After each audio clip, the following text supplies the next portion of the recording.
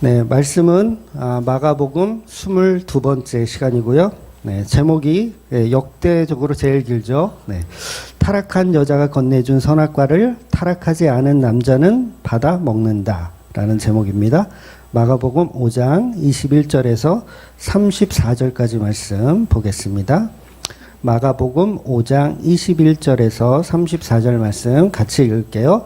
예수께서 배를 타시고 다시 맞은편으로 건너가시니 큰 무리가 그에게 모였거늘 이에 바닷가에 계시더니 회당장 중에 하나인 야이로가 하는 이가 와서 예수를 보고 발 아래 엎드려 간곡히 구하여 이르되 내 어린 딸이 죽게 되었사오니 오셔서 그 위에 손을 얹으사 그로 구원을 받아 살게 하소서 하거늘 이에 그와 함께 가실새 큰 무리가 따라가며 애워싸워 밀더라. 12해를 혈루증으로 앓고 온 한 여자가 있어 많은 의사에게 많은 괴로움을 받았고 가진 것도 다 허비하였을 때 아무 효험이 없고 도리어 더 중하였던 차에 예수의 소문을 듣고 무리 가운데 끼어 뒤로 와서 그의 옷에 손을 대니 이는 내가 그의 옷에만 손을 대어도 구원을 받으리라 생각함이러라. 이에 그의 혈루의 근원 곧 마름에 병이 나은 줄을 몸에 깨달으니라.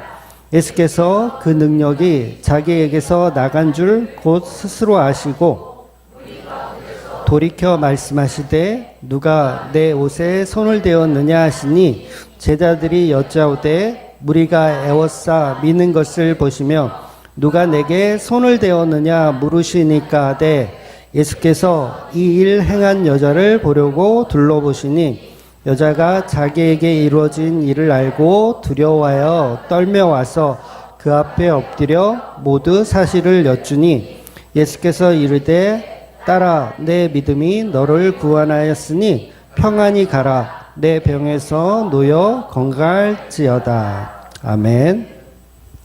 네, 예수님이 이제 폭풍을 건너서 군대 귀신에 사로잡혀 있던 광인이 형님을 이제 해방을 시켜주시고, 그 광인이 형님은 이제 그 지역에 그냥 남겨두시고, 그 지역에 이제 선교사로 이제 말하자면 이제 선교사죠. 선교사로 이제 사용을 하는 거죠. 그래서 그 지역은 이제 이방 지역이라고 할 수 있어요. 그래서 이방 지역에 선교사로 이제 내두시고 이제 예수님 다시 배를 타고 이제 원래 있던 갈릴리 지역으로 이제 오신 겁니다. 아마도 이제 그 예수님은 이제 자기가 한 일을 이렇게 나타내고 드러내고 하지 말라고 계속 말씀하시거든요. 근데 그 광인이 형님 같은 경우는 반대죠. 드러내라. 거기서 해라. 이거 왜 어떤 차이가 있을까요?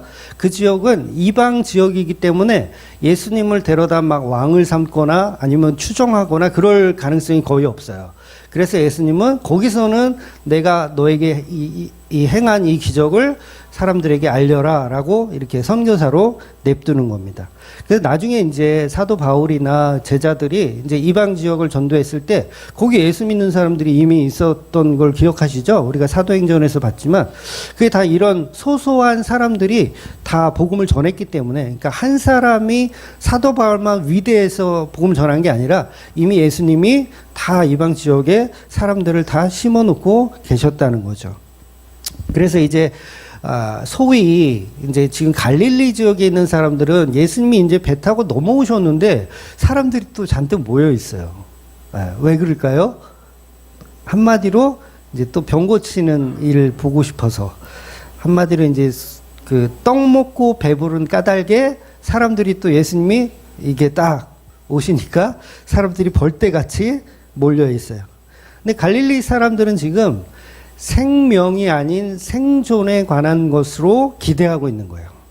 그러니까 예수님은 생존에 관한 것을 위해서 이 땅에 오신 분이 아니잖아요. 생존이라는 건 뭐예요? 우리가 무엇을 먹을까? 무엇을 마실까?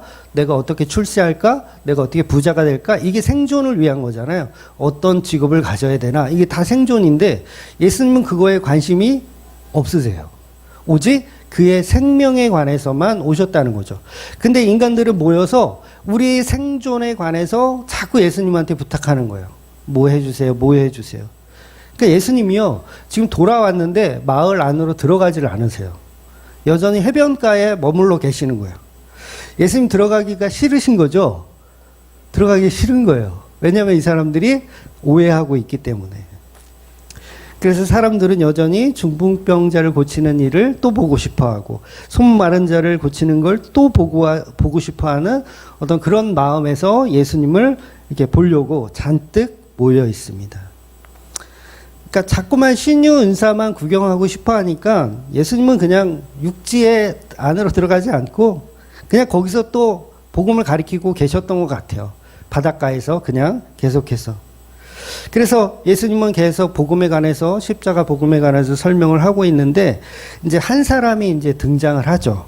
그 사람이 이제 바로 야이로라고 하는, 그 당시 유대 그 회당이 있거든요. 회당은 지금으로 치면 교회라고 할 수도 있겠죠. 그러니까 하나님을 믿는 사람들이 회당에 모여서 이제 말씀을 공부하고 그런 곳인데, 그곳에서 장이에요, 장. 그러니까 한마디로 하나님을 잘 믿는 유대교의 대장 같은 사람이 자기 딸이 지금 많이 아프니 예수님 빨리 와서 치료해 주세요. 그리고 예수님을 찾아온 거예요. 그러면 이 회당장은 뭘 위해서 찾아온 거예요, 지금? 생존입니까? 생명입니까? 생존을 위해서 찾아온 거예요. 우리 딸이 죽게 되었으니 빨리 와서 고쳐주세요. 여전히 생존을 위한 거. 그래서 예수님은 특별한 능력이 있으니까 그 일을 해낼 수 있다라고 우리는 믿고 싶어 하는 거죠. 그래서 오늘 본문을 좀 잘 봐야 돼요. 아니, 이게 대충 보면 안 되고 잘 봐야 돼요. 그러니까 오늘 본문이, 그러니까 보통 이제 신학에서는 이걸 샌드위치 기법이라고 하거든요. 어떤 사건이 먼저 있고 중간에 어떤 사건이 또 끼어 들어가고 다시 그 사건이 다시 펼쳐지는 거. 이거 샌드위치 기법이라고 하는데, 오늘 본문이 딱 그런 맥락의 말씀입니다. 그러니까 야이로의 딸이 등장하고 그 다음에 중간에 그 예수님의 옷자락을 만진 혈루병 여인이 등장하고 다시 야이로의 딸이 등장해요. 그러니까 샌드위치 기법이죠. 그러니까 이걸 통해서 뭘 설명하고 싶은 거냐면, 예수님은 생존을 위해서 오신 분이 아니라 생명을 위해서 오신 거라는 걸 설명하고 싶은 거예요. 그래서 이게 지금 본문이 사실은 43절까지 봐야 되거든요. 그러니까 달리다고 야이로의 딸이 일어나는 거기까지 사실은 본문이 다 이어지는 건데, 이게 양이 너무 많다 보니까 이번 주에 다 설명을 못할 것 같아서 중간으로 이제 끊었어요. 근데 결론은 똑같아요. 다음 주도 똑같고 이번 주도 똑같고, 늘 똑같은가요? 네, 늘 똑같아요. 그래서 결론부터 말씀드리면 예수님과 교회에 관한 이야기예요. 신랑 예수와 신부된 교회에 관한 이야기. 그래서 오늘 제목은요, 역대급으로 가장 길죠. 역대급으로. 이게 어떤 무명 시인이 쓴 십자가의 사랑 방식이라는 시의 첫 구절이거든요. 십자가의 사랑 방식이라는 제목의 시의 첫 구절이에요. 타락한 여자가 건네준 선악과를 타락하지 않은 남자는 받아 먹는다. 즉, 이 시는 십자가로 만들어지는 교회에 관한 이야기를 쓴 거거든요. 그러니까 하나님이 교회인 그 여자를 에덴 동산에 창조를 하셨는데, 이 여자가 마귀와 같은 생각을 품어요. 그러니까 마귀하고 생각을 일치시켜요. 이게 사실 기도거든요. 누구한테 기도한 거예요? 마귀한테 기도한 거예요. 내 생각을 마귀의 생각과 일치시키는 거. 그래서 우리가 하나님께 기도할 때는 하나님의 생각이 우리 안에 들어오는 게 사실 기도예요. 그러니까 우리가 무언가를 막 해가지고 이거 해주세요, 저거 해주세요가 기도가 아니고요. 하나님의 생각이 내 안으로 탁 들어온 게, 그걸 기도했다라고 하는 거예요. 근데 이 여자는 하나님의 생각을 집어넣어야 되는데, 하나님의 생각 뭐예요? 선악과는 절대로 먹으면 안 된다가 하나님의 생각인데, 그 생각이 들어오지 않고 마귀의 생각이 들어온 거예요. 먹어도 괜찮다, 맛있다, 눈이 밝아져서 더 오히려 좋다, 막 이런 마귀의 생각이 들어온 거예요. 그래서 예수라는 남자가 그 여자의 죄를 마지막까지 확인하는 거예요. 그러니까 아담이 하와의 죄를 확인하는 자입니다. 확인하는 거예요. 아, 인간은 이렇게 죄가 있구나. 그래서 아담이 그 죄를 덮어주는 거예요. 하와의 죄를 덮어주는 거예요. 자, 약간 어려울 수 있어요. 조금 뒤로 가면 이해가 되실 겁니다. 즉, 본문도 같은 내용을 다루고 있기 때문에 제가 제목을 그렇게 길게 잡은 겁니다. 그래서 본문에서 등장하는 야이로의 딸은 교회를 상징하는 소녀예요. 네, 교회를 상징하는. 그러니까 오늘 살펴볼 예수님의 옷자락을 만진 혈루병 앓고 있던 여자도 교회를 상징하는 여자입니다. 그래서 이 둘의 공통점이 뭐냐면 뭔지 아세요? 이런 거 OX 퀴즈로 해야 되나? 공통점이 있어요. 12살이라는 공통점이 있어요. 12살. 그러니까 야이로의 딸의 나이가 12살. 그 다음에 이 혈루증 앓고 있는 여자는 몇 년을 지금 혈루증을 앓았어요? 12년을 혈루증을 앓았어요. 그러니까 유대 지방에서는요, 12살이 넘으면 결혼을 할 수가 있었대요. 12살이. 지금 우리나라는 불가능하지만, 유대 사회에서는 만으로 12살이 넘으면 이제 결혼할 수 있는 여자로 봤어요. 즉, 야이로의 딸은 그동안은 결혼을 할 수 없는 나이죠. 12살이니까. 근데 이제는 뭐예요? 결혼할 수 있는 나이가 되었다. 그래서 12살이라는 표기가 되어 있는 거예요. 그래서 지금 죽어버리면 뭐예요? 결혼하지 못한 여자로 죽는 거예요. 근데 살아나면 이제 신부가 될 준비가 되었다. 그런 표현을 하는 거예요. 그러니까 혈루증 앓고 있던 여자도 보면 12년 동안 하혈을 계속해요. 피가 계속 나와요. 그러면 결혼할 수 없는 여자라는 뜻이거든요. 하혈을 한다는 건. 왜냐하면 구약의 율법들을 보면 하혈을 하게 되면 우리가 보통 생리라고 하는 생리를 하게 되면 남자와의 관계를 할 수가 없어요. 그러면 이 남자도 부정해지거든요. 할 수가 없어요. 그러면 언제 해야 되냐? 이게 끝나야 돼요. 생리가 끝나야지 이제 남자와 합방할 수 있는 그 자격이 주어지는 거예요. 그러면 12년 동안은 뭐예요? 합방을 할 수 없는 부정한 여자로 있다가 12년이 끝나고 이제 그 하혈이 멈추면 이제 뭐가 될 수 있다? 신부가 될 수 있는 자격이 주어진다는 얘기를 본문이 하고 있는 거예요. 그러니까 두 사람의 공통점은 신부 될 자격이 그동안은 없었는데 이제는 신부 될 자격이 주어졌다. 그 얘기를 하는 겁니다. 그래서 이 부정하다라는 건 남편을 가질 수 없는 여자. 그래서 구약에서는 이 생리하는 자체가 이 문제가 아니고요. 그 생리하는 여자가 앉았던 자리도 부정해요. 그 자리를 누군가가 앉잖아요. 앉았던 자리를 누군가 앉잖아요. 그럼 그 사람도 부정한 자로 취급을 받아요. 그러니까 엄청난 부정이죠. 그러니까 옷자락 만진 그 여자는 정상적인 월경이 아닌 계속 피를 쏟아내기 때문에 늘 부정한 여자를 상징하는 거예요. 남편을 가질 수 없는 부정한 여자. 그런데 그 부정함을 이 부정한 여자가 정한 남자를 만지면 그 정한 남자는 어떻게 됩니까? 부정한 남자가 돼요. 그러면 이 혈루증 앓고 있는 여자가 예수님의 옷자락을 만졌단 말이에요, 지금. 그러면 예수님 어떻게 되는 거예요? 부정한 남자가 되는 거예요. 이게 무슨 의미냐면 선악과를 먹은 하와가 선악과를 자기 남편 아담에게 주는 거예요. 내가 부정하니 너도 부정해라. 이런 느낌으로 예수님의 옷자락을 만지는 거예요. 그래서 여러분 여자가 생리하는 이유가 뭐라 그랬어요? 레위기에서 설명했나요? 출애굽기에 설명했나? 여자의 몸에 난자가 있는데 이 난자가 괜찮죠? 이런 단어 써도 되는 거죠? 네. 근데 제가 잘 몰라서. 네. 여자 몸에 난자가 있는데 난자가 이렇게 돌아다니다가 남자의 씨를 만나면 이게 수정이 되고 그때 착상이 돼서 이제 아기가 이게 만들어지는 거예요. 근데 만약에 남자의 씨를 만나지 못한 난자는 어떻게 됩니까? 그냥 쏟아져 나오는 거죠, 밖으로. 이 피로 쏟아져 나오는 거예요. 그래서 우리가 여자의 몸에 그 아기 집을 이제 자궁이라고 하잖아요, 자궁. 이 얘기는 생명이 거하는 궁전이라는 의미잖아요. 아들 자자를 쓰니까 생명이 거하는 궁전. 그런데 남자의 씨를 만나지 못하면 그 난자만 쏟아지는 게 아니고요. 그 궁전 전체가 다 무너지는 거예요. 그래서 여자가 생리를 할 때 그렇게 아프다면서요. 사람마다 좀 다르겠지만 그게 그냥 난자만 쏟아지는 게 아니라 그 궁전 전체에 있는 벽에 그게 다 하여튼간 내가 여자가 아니라서 그 벽이 다 긁어져서 쏟아지는 거예요. 그러니까 이걸 궁전으로 친다면 궁전이 다 무너지는 거죠. 그래서 고통스러운 거예요. 생리가 고통스러워요. 그냥 단순히 그냥 피 몇 방울 쏟아지고 끝나는 게 아니라 궁전이 다 무너지기 때문에 생리통이 그렇게 심하다고 하는 겁니다. 그러니까 뭐예요? 씨를 만나지 못하면 다 무너져 죽는 거예요.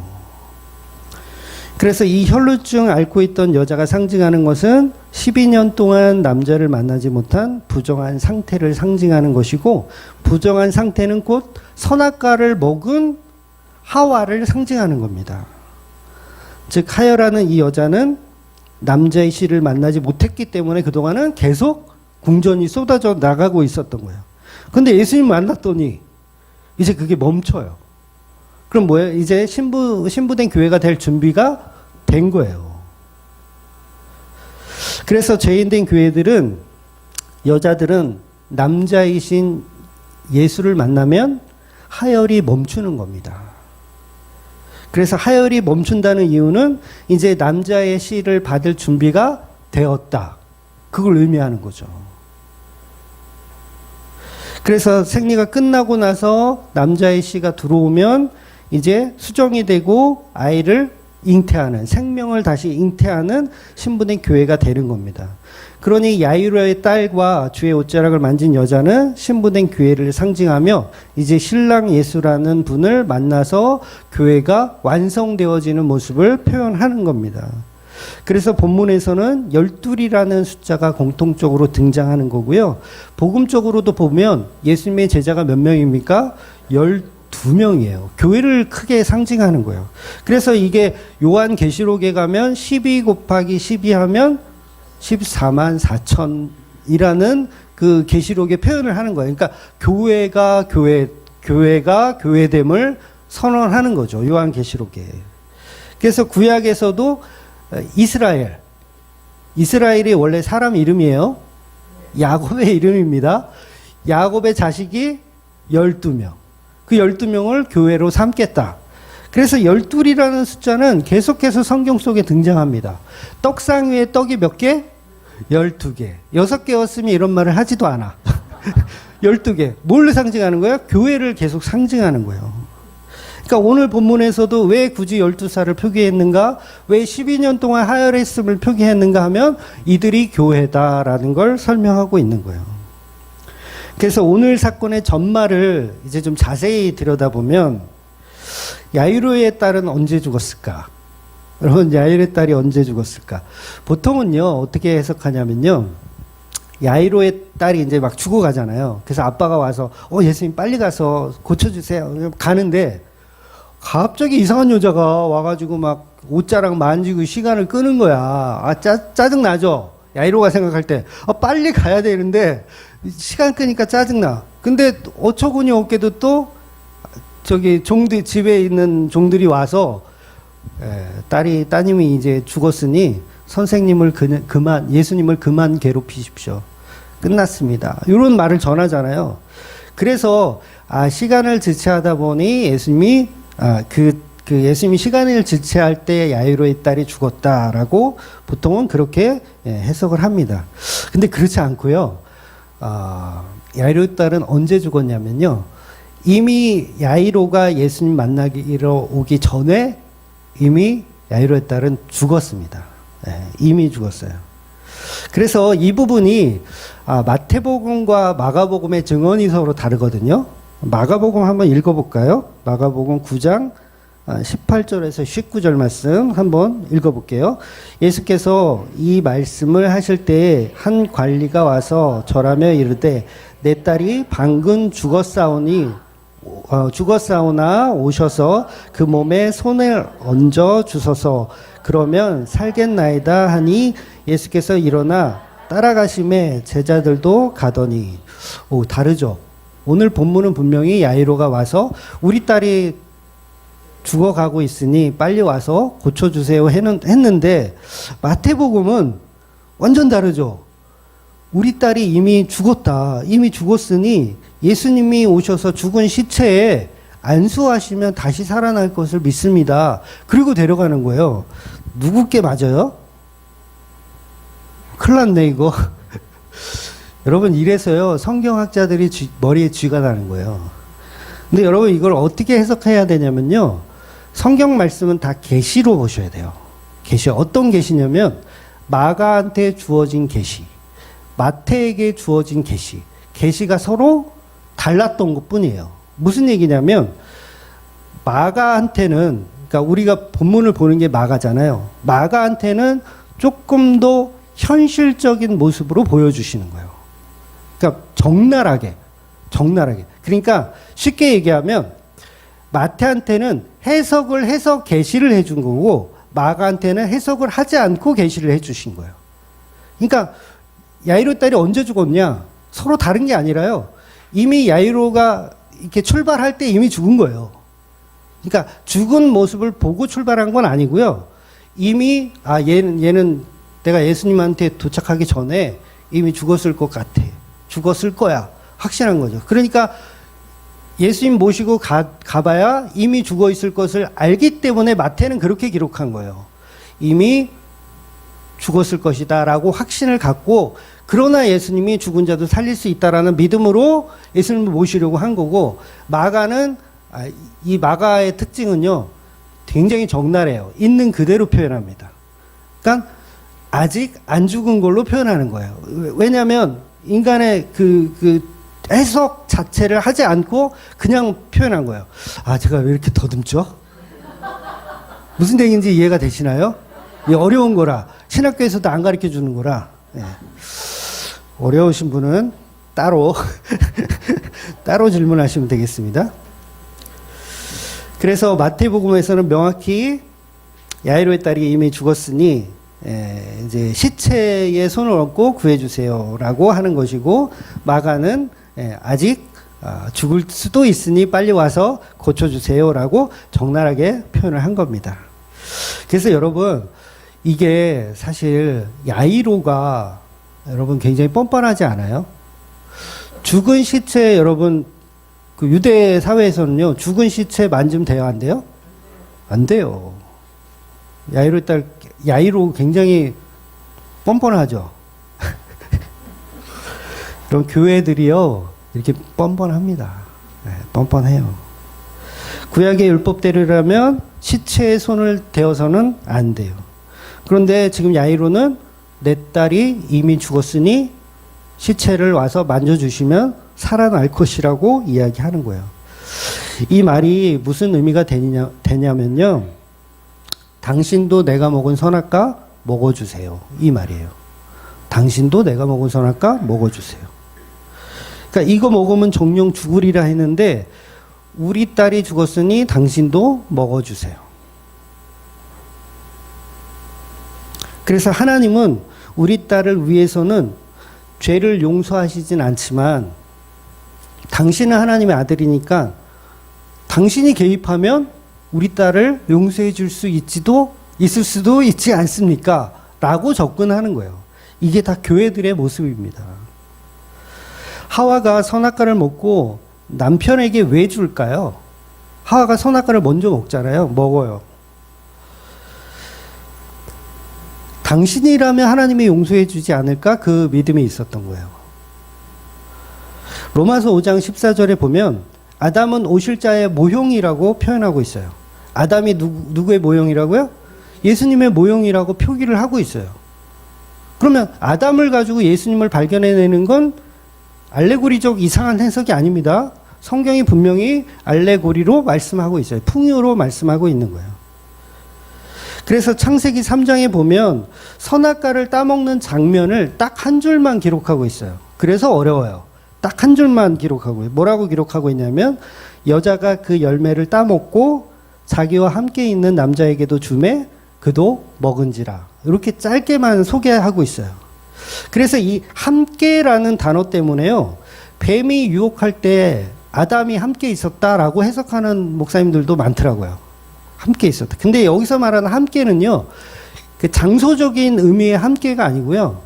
내 남편이라는 의미예요. 나와 함께 사는 그 남편.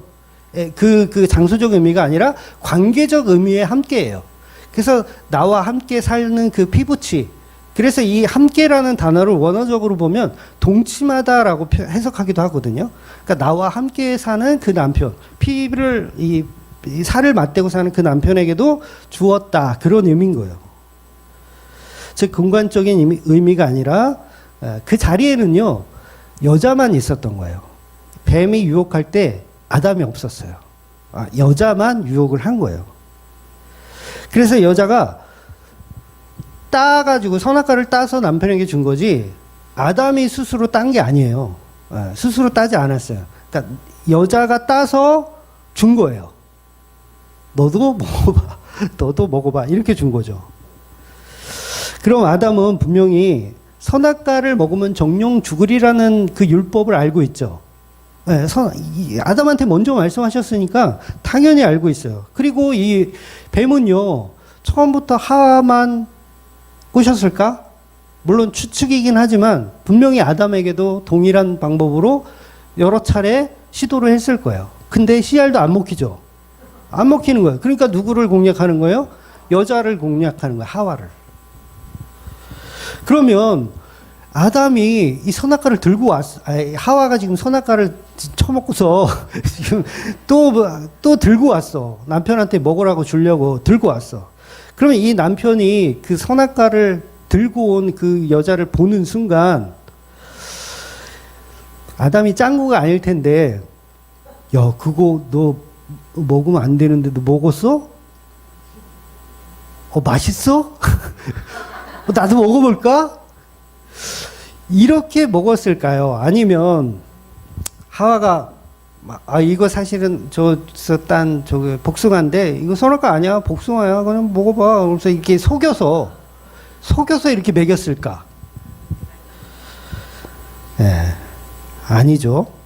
그럼 세 번째로 선악과를 들고 오는 하와의 모습을 보고 하얗게 질려서 할 말이 없어. 저거 선악과인데? 당신 이거 따먹었어? 어떡하냐? 큰일 났네 하고 고민했을까요? 저는 세 번째가 맞다고 생각해요. 짱구가 아닌 이상. 분명히 이거는 먹으면 안 되는 거를 아담은 알고 있어요. 근데 이걸 처먹고 온 이 여자, 어찌할꼬. 결단코 이거는 후자입니다. 세 번째예요. 하와는 이미 타락을 해 있어요. 뱀과 음란한 생각을 주고받았어요. 선악과라는 음란한 생각. 어떻게 보면 꽃뱀과 다를 게 없는 사람이 된 거예요. 선악과를 먹고 타락한 상태예요. 그런데 아담은 아직 타락하지 않은 상태죠. 왜냐하면 하와만 먹은 상태고 아담은 지금 안 먹었어요. 아직. 아담이 과연 아무 생각 없이 받아 먹었을까? 아니면 그렇게 맛있어? 하면서 자기도 얻어 먹었을까? 저는 결단 뭐야 씨. 얼굴이 하얗게 질러서 어찌할꼬. 이 타락하지 않은 남자는 타락한 여자의 행동에 어찌할꼬라는 이야기를 할 수밖에 없어요. 그러면 왜 아담은 선악과를 받아 먹었는가라는 의문점을 해결할 수 있는 방법은요, 하나밖에 없어요. 사랑했구나. 아담은 하와를 정말 사랑했구나. 내 목숨보다도 더 사랑했구나. 하나님의 말씀보다도 더 사랑했구나. 이렇게밖에는 해석이 안 돼요. 나의 뼈 중에 뼈요, 내 살 중에 살이다. 이거는 타락하지 않은 남자만 고백할 수 있는 고백이잖아요. 그러니까 선악과를 먹은 자기 아내의 모습을 보면서 사랑하기 때문에 선악과를 받아 먹을 수밖에 없는 거예요. 왜냐하면 이 여자는 죽어야 하니까. 이 여자를 혼자 죽일 수가 없는 거죠. 사랑의 경험이 없으신가요?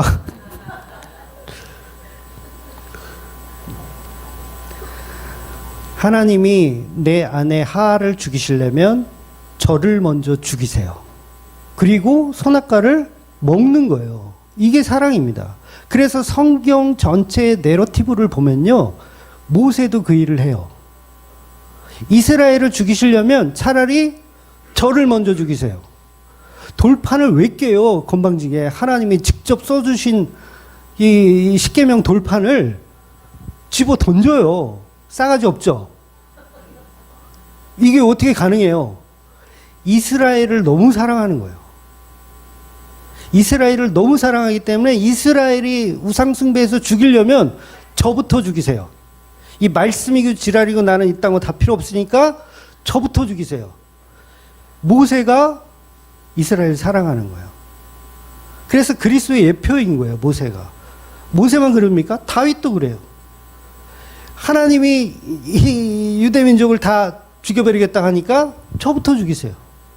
선지자들이 다 그랬어요. 제발 살려주세요. 차라리 저부터 죽이세요. 이게 성경 전체의 내러티브가 하와를 죽이려면 아담이 나부터 죽이세요예요.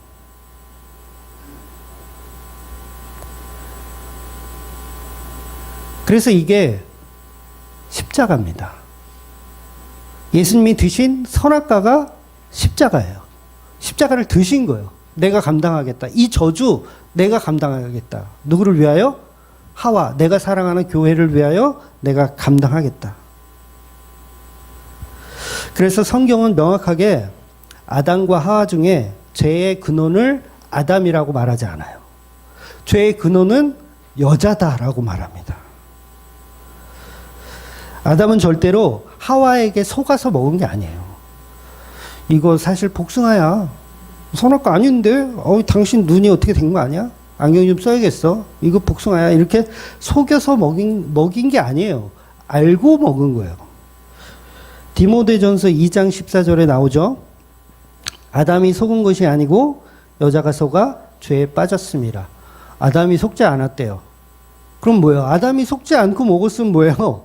알고 먹은 거예요? 어떻게 된 거예요? 알고 먹었다는 얘기잖아요. 제가 없는 얘기 막 지어내는 게 아니에요. 아담은 알고 먹었어요. 선악과가 죄악이라는 걸 알고 이게 하나님의 율법을 깨는 행동이라는 거, 모세가 돌판을 깨는 행동이라는 걸 알지만 먹었어요. 절대 속지 않았습니다. 예수님이 십자가에서 달릴 때 속으셨나요? 하나님 이럴 줄은 몰랐어. 나를 십자가에 달리게 하셔? 아니, 지금 이 땅에 내려가면 애들이 막 이렇게 막 왕으로 취향해지고 좋다 그래서 왔더니 속았어. 십자가를 져야 되는데. 이러고 지셨나요? 아니요, 알고 지셨어요. 십자가의 저주를 충분히 아시고 십자가에 달려서 죽으신 겁니다.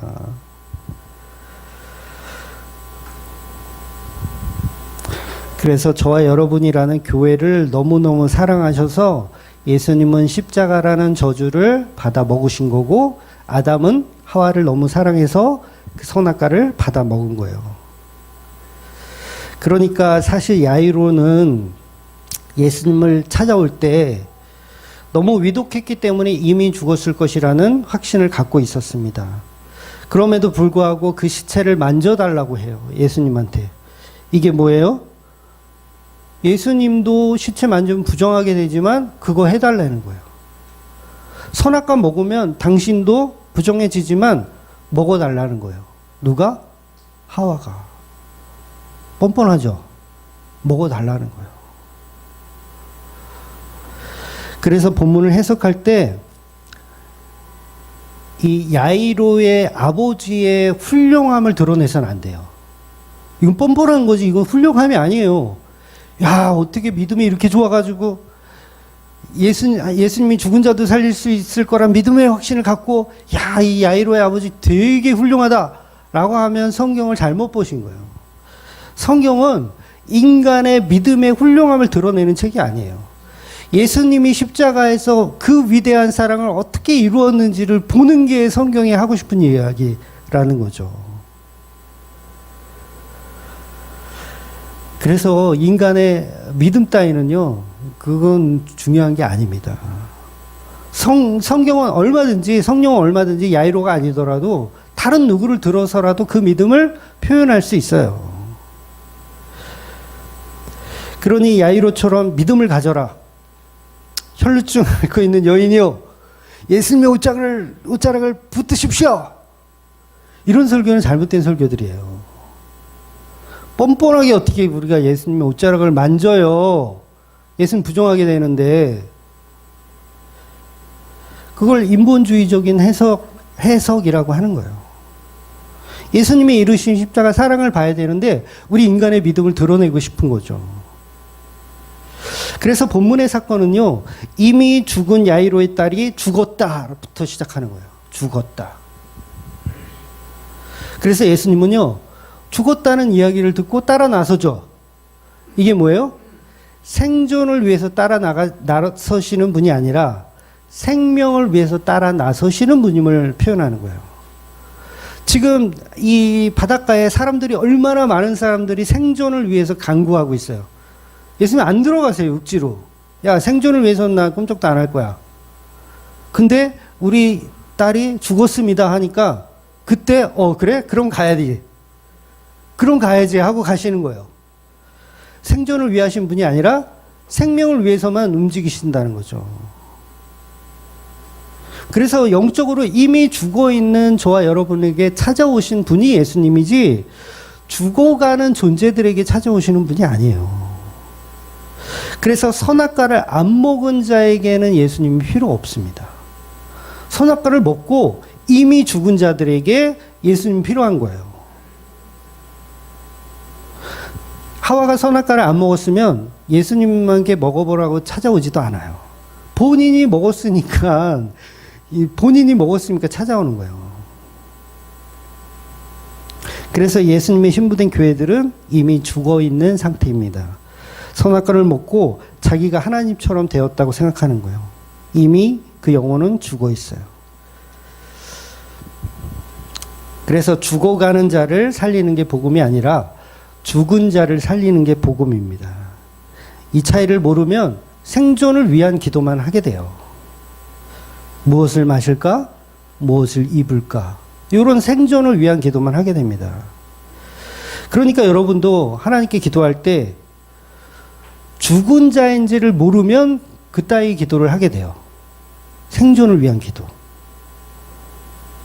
명예 주세요, 권력 주세요, 돈 주세요, 출세시켜주세요, 먹는 거 입는 거. 죽은 자에겐 그런 게 필요 없죠.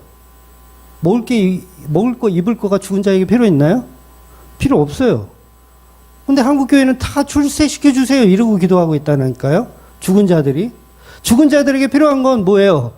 생명 주세요. 이 기도만 하기도 바쁜데 안 죽었으니까 계속 생존을 위한 기도를 계속 하는 거예요. 그 생명은 예수에게 있기 때문에 오직 우리는 예수의 십자가만 구하면 되는 겁니다. 그래서 생명을 살리는 게 중요한 거지 생존을 위해서는 전혀 중요하지 않아요. 그래서 야이로의 딸은 죽어 있어야 돼요. 죽어 있어야 예수님 움직입니다.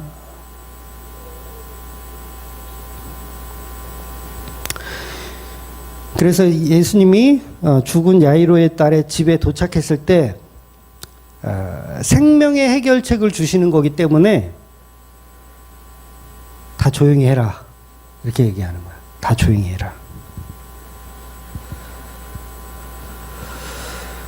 예수님 밥 먹는 거 해결을 안 해주세요. 야이로의 딸이 살아나요. 다음 주에 한번 보겠지만 야이로의 딸이 살아나요. 예수님 밥을 안 주세요.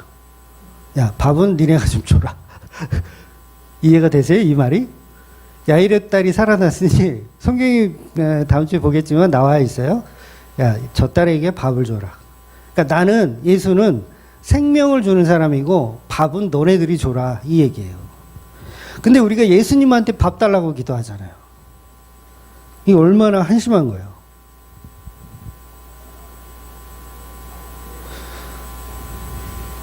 그래서 예수님이 나는 생명을 살리러 왔으니 시끄럽게 피리 불지 마라. 장례곡 하지 마라. 내가 생명의 주인인데 너희가 왜 생명의 주인이 왔는데도 아직도 곡을 하고 있느냐 이렇게 말씀하시는 거예요. 그래서 그동안은 곡을 하고 있는 게 맞죠. 예수님 오시기 전에는 곡을 하고 있는 게 맞아요. 근데 예수님이 이제 오셨으니 모든 곡을 멈춰야죠, 이제. 생명을 살리러 오신 분이 오셨으니까. 그랬더니 사람들이 어떻게 해요? 비웃어요. 예수님이 곡을 하지 마라. 얘는 죽은 게 아니라 잔다. 왜? 내가 왔으니까 이제 죽은 자가 곧 살아날 것이니 이건 자는 거나 마찬가지야. 그런 의미거든요. 잔다. 그랬더니 사람들이 비웃어요. 이게 뭐예요? 사람들은 생명에 관해서 이야기하면요, 비웃습니다. 교회들은요, 생존을 위해서 기도하지 마시고요, 생명을 위해서 기도하세요. 그러면 교인들이 비웃어요. 우리 교인들은 안 비웃는 분들이 많지만 다른 교회 가니까 비웃더라고요. 그러니까 교회들이 대부분 생존을 위한 기도를 하다 보니까 생명에 관한 기도에 대해서 잘 몰라요. 그러니까 지난주에도 제가 목사님들 모임에서 제가 기도 인도를 했어요. 막 기도 인도하면 막 난리 나거든요. 막 통성 기도하고 방언하고 막 난리 나요. 거기를 기도 인도를 했어, 내가. 와, 씨. 그래서 멘트를 뭐라고 했겠어요? 생존을 위해서 기도하지 말고 생명을 위해서 기도해라. 그리고 제가 기도 인도를 이제 마쳤어요. 마치고 났더니 그 공개적으로 회장님이 아마 이 설교를 안 보실 거예요. 그러니까 하는 얘기야. 회장님이 공개적으로 저를 타격을 하시더라고요. 막 학교까지 막 이렇게 거론하시면서 뭐 그런 학교 나오면은 뭐 훌륭하니까 뭐 그렇게 얘기하는지 몰라도 막 공개적으로 막 저를 까시더라고요. 네, 그러려나 말거나. 그러니까 보세요. 교회에 교인 많아지고 돈 많이 들어오고 교회 늘리고 이게 다 뭐예요? 생존을 위한 기도잖아요. 그따위 기도하지 말고 생명을 위해서, 한 사람의 영혼을 위해서 말씀, 예수 그리스도의 말씀을 정확히 전달하는 그 생명을 위한 기도를 하자니까 사람들이 어떻게 본다고요? 비웃어요.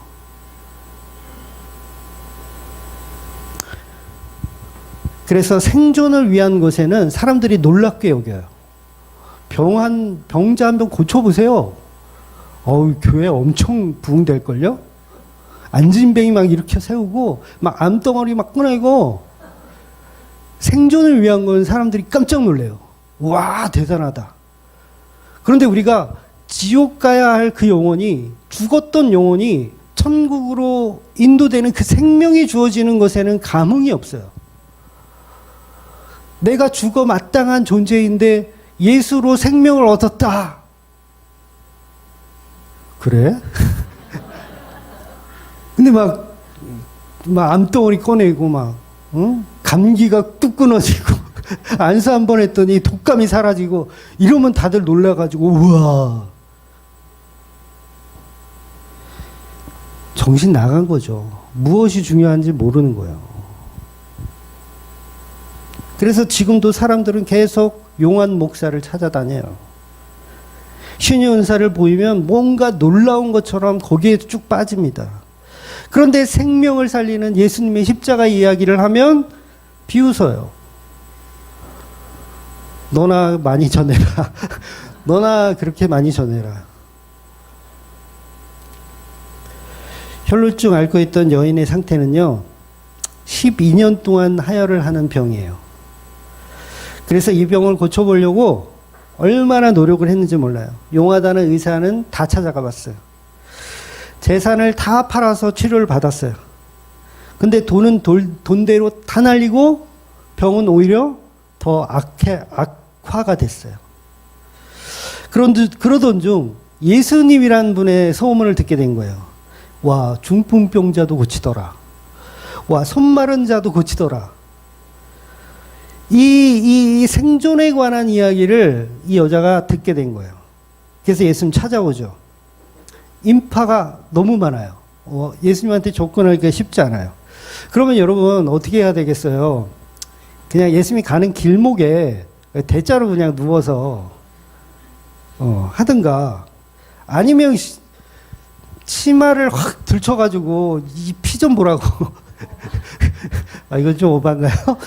이 피 좀 보라고. 그리고 사람들이 다 기겁을 할 거 아니에요. 그러니까 중국 병자 친구들은 지붕을 뚫어서 예수님 곁으로 보내기도 했잖아요. 얼마든지 이 여자도 예수님한테 그런 액션을 취해서 해결할 수도 있는데, 그런데 본문의 이 여자는 굉장히 특이합니다. 아무도 모르게 뒤에 뭘 가서 마치 살수처럼, 이 칼 든 살수처럼 쓱 가서 예수님의 옷자락을 탁 만지는 거예요. 그럼 보세요. 여기까지 이 여자의 믿음은 어떤 믿음일까요? 생존을 위한 믿음이에요. 아직은 미신적인 믿음이에요. 그러니까 예수님의 옷자락을 만지면 내 병이 나을 거라는 미신을 갖고 있는 거예요. 그러니까 예수님의 옷에 어떤 그런 어떤 효과, 효험이 있지 않을까. 그러니까 구약의 성경에 보면 왜 놋뱀 사건 알잖아요. 그러니까 놋뱀 이게 한 번 사용했던 거잖아요. 광야에서 놋뱀 이거 보면 산다. 근데 사람들이 그걸 가지고 간직하는 거예요. 그러니까 열왕의 시대까지도 그걸 간직하고 있었어요. 왠지 놋뱀을 쳐다보면 내가 가진 병이 다 나을 거라는 미신적 그 사고를 거기다 심은 거예요. 그러니까 사람들이 그걸 안 버리고 계속 간직하고 있는 거죠. 마치 이런 것처럼 이 여자도 예수님의 옷자락을 만지면 어떤 거기 옷에 힘이 있어서 내 병을 고쳐줄 거라는 미신적인 믿음을 가지고 예수님의 옷자락을 만진 거예요. 여러분, 이건 예수님이 아니더라도 용한 스님이 지나가더라도 이 여자는 똑같은 행동을 했을 거예요. 그렇다면 이건 믿음이 아니죠. 그러니까 이 여자의 믿음을 막 칭찬하고 이 여자처럼 우리도 예수님의 옷자락을 만지십시다 이런 설교를 하면 그거는 와, 방향성이 완전히 잘못된 설교인 거죠. 그러니까 이 여자는 철저하게 미신적이며 철저하게 초신자적 믿음이 없는 상태인 거예요. 여러분, 우리가 처음에 교회에 나올 때 그러지 않았나요? 복 좀 받아보려고. 네. 제가 초등학교 때 구인사를 엄마 따라서 몇 번 갔었다 그랬잖아요. 거기 왜 갔을까요? 복 좀 받아보려고. 엄마 아빠 맨날 싸우고 막 런닝구 찍고 맨날 싸우니까 야, 이래서는 못 살겠다. 복 좀 받아야겠다. 그리고 구인사 가가지고 관세음보살 하면 모든 문제가 해결된대요. 스님들이 진짜 그렇게 설법을 하세요. 관세음보살 하면 가정에 평화가 오고 가정에 없던 돈이 막 굴러 들어오고 관세음보살 한다는 거예요. 이게 다 기복적인 신앙이잖아요. 그러니까 우리가 교회 처음 나올 때도 사실은 그런 마음에서 나오는 거예요. 그러니까 이 혈루증 앓고 있던 이 여자도 사실은 믿음이 아니라 어떤 그런 종교적인 힘 때문에 예수님을 찾아온 거예요. 그래서 그런 식으로 복음을 계속 찾아가면 안 되는 거죠. 그래서 예수님이 위대해지는 게 아니라 그 여자의 믿음을 위대하게 봐서는 안 된다는 거죠.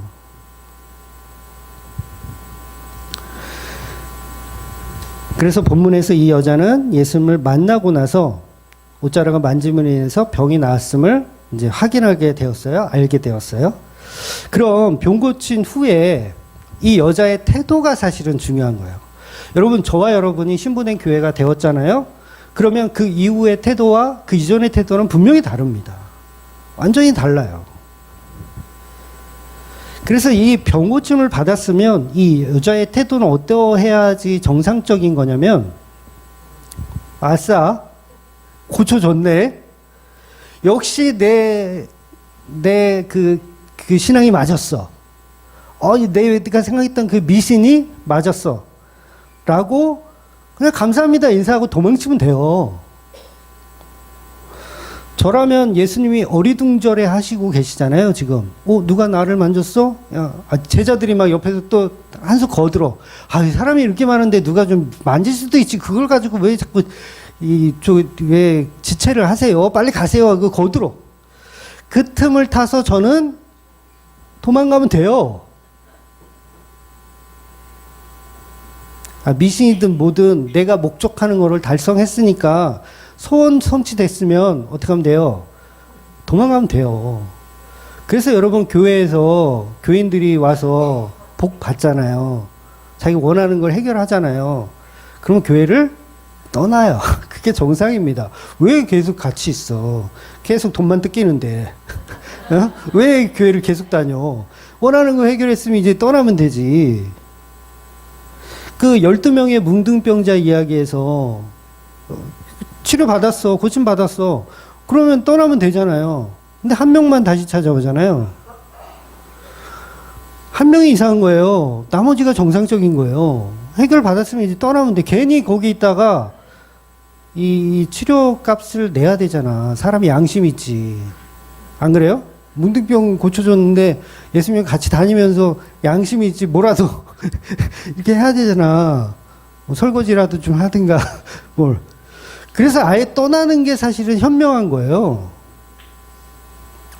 근데 본문의 이 여자의 모습은 전혀 달라요. 문제 해결, 생존을 위한 문제 해결을 받았는데 여전히 두렵고 떨고 있어요. 여러분, 이게 교회예요. 이게 복음을 아는 자의 모습이어야 합니다.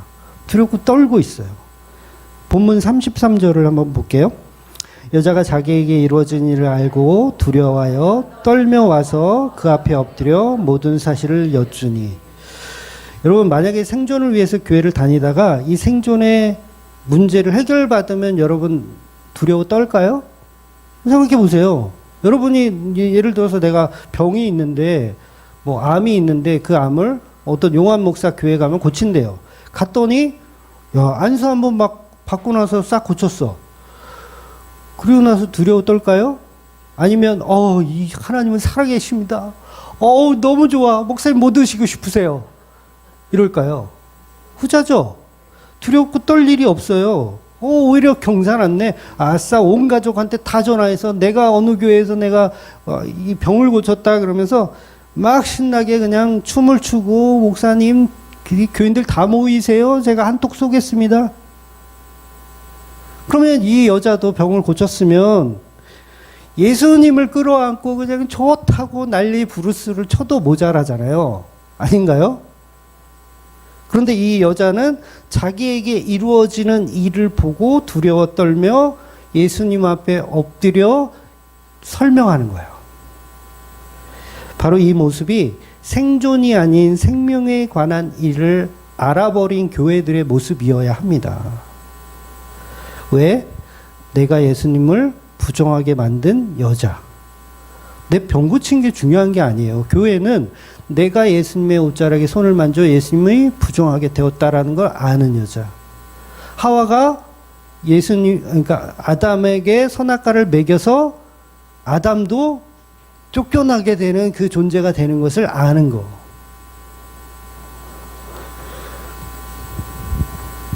선악과 먹은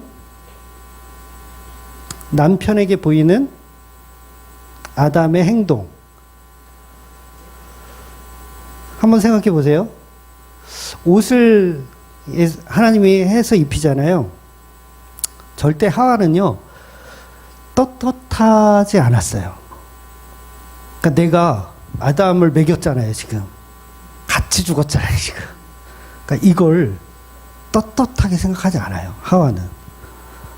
이거 되게 특이한 건데, 하와는 지금 생존이 중요하지 않아요. 생명이 중요하거든요. 그러니까 하나님에게 걸리면 지금 둘이 먹었어요. 숨어 다니죠. 그러니까 하나님한테 걸리면 이제 끝장나는 거예요. 그럼 어떻게 될까? 뭐 엉덩이 10대 맞든가 아니면 너 금식 3일 뭐 이런 벌 주는 수준이 아니잖아요, 지금. 우리가 선악과를 먹고 하나님의 낯을 피해서 숨어 있는데 이건 걸리면 어떻게 돼요? 죽는 거예요. 나만 죽는 게 아니라 내 남편도 죽는 거예요. 그래서 내 남편 살려주세요로 바뀌는 거예요, 하와는. 이거 잘 이해하셔야 돼요. 내 남편 살려주세요로 바뀌는 거예요. 오히려 그 마음이 하와에게 있었다는 거예요. 이게 교회들의 마음이에요. 이걸 어떻게 알 수 있나요, 목사님? 당신은 뭔데 그걸 알죠? 아담은 자기가 선악과를 먹은 탓을 하와에게 돌려요. 근데 하와는요, 남편에게 돌리지 않습니다. 뱀에게만 돌려요. 근데 이게 왜 이게 안 되냐면, 저라면, 제가 하와였으면, 저는 이렇게 했을 것 같아요. 남편이 자리를 비웠어요. 저 인간이 낚시하러 가가지고, 내가 뱀하고 노는 사이에, 저 인간이 하나님의 율법 들은 사람 아닙니까? 저 인간이 제대로 나한테 가르쳐 줬어야 되는데 안 가르쳐 줘가지고 내가 선악과 먹은 거 아닙니까? 라고 얼마든지 남편을 탓할 수 있어요. 그런데 하와는요, 남편 탓을 전혀 하지 않아요. 그리고 생각해 보세요. 실제로 남편을 증오하지도 않아요. 여전히 사랑해요. 왜? 선악과를 먹어줬는데 사랑하지.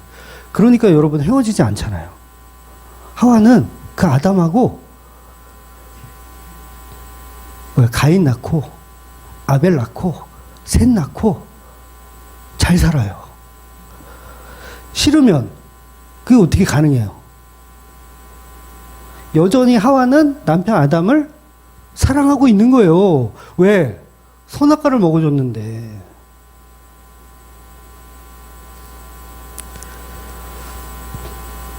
자, 보세요. 남편은요, 하와 탓을 하죠. 이게 굉장히 중요한 거예요. 남편은요, 술만 먹으면 저의 팬네 때문에 내 인생 망했다고. 충분히 할 수 있죠. 왜? 하나님 앞에서도 당신이 만들어준 저 여자 때문에 내가 선악과를 먹었다고 말할 정도의 남자인데, 그 남자가 살면서 술만 먹었다 하면 저의 팬네 때문에 선악과를 먹어가지고 내가 이 모양 요꼴을 됐다고 계속 괴롭히지 않았겠어요.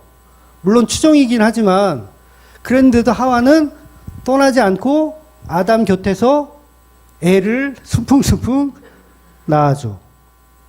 왜? 그 남편의 사랑을 받거든요. 그래서 이 여인은요, 그 예수님의 사랑을 성령을 통해서 알았기 때문에 바들바들 떠는 거예요. 아, 내가 예수를 부정하게 만든 죄인이로소이다. 그리고 엎드리는 거예요. 안 그랬으면 좋다고 막 끌어안고 막 이렇겠죠. 그래서 이것이 내가 예수 그리스도를 십자가에 못 박은 죄인입니다의 고백이에요.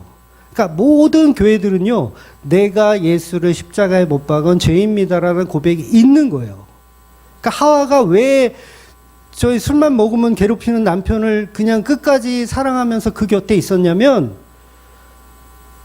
내가 아담에게 선악과를 먹인 죄인입니다라는 이 마음이 하와 안에 있었기 때문이에요.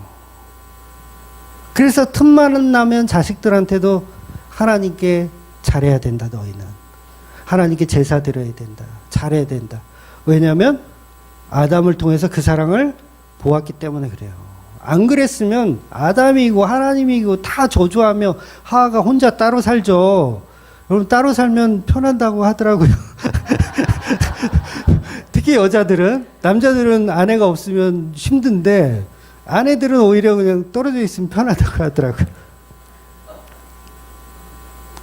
그러니까 내가 아담을 타락시킨